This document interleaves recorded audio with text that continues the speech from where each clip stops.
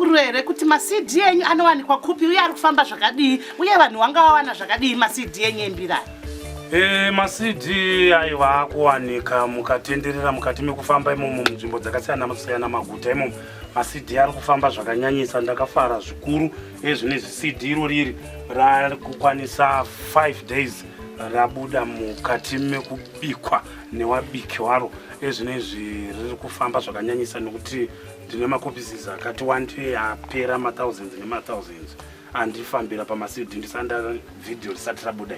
Zvichireva kuti ezvinezvi kubuda kwevidhiyo irori ndiri kutarisira kuti masidhis achafamba zvakanyanyisa kuverengera nemavidhios acho. Iye zvino mukoma Viper regai timboona vidhiyo renyu rinotera inonzi Zino uri muroi.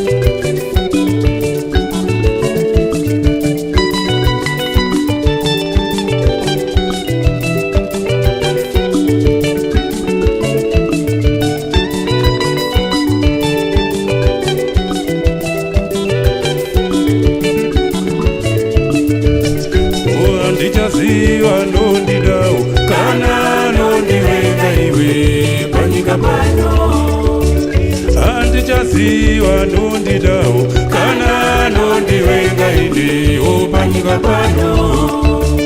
Andichaziva nondida ine kana nondivenga ine panyika pano. Muroi mukuru zino muroi, muroi mukuru zino iwe. Oh yeah yeah yeah yeah. Oh yeah yeah yeah. Ndakuona.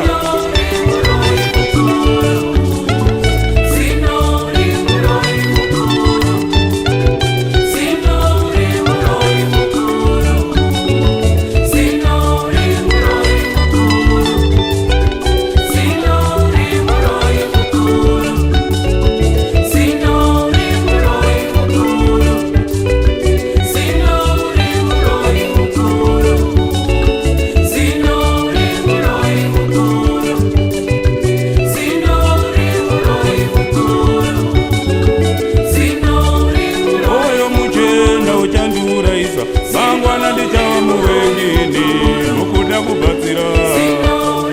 Moyo muchena uchandiurayisa. Mangwana ndichava muvengeni mukuda kubatsira. Moyo muchena uchakurayisa. Mangwana uchava muvengiwe mukuda kubatsira. Moyo muchena uchakurayisa. Mangwana uchava muvengiwe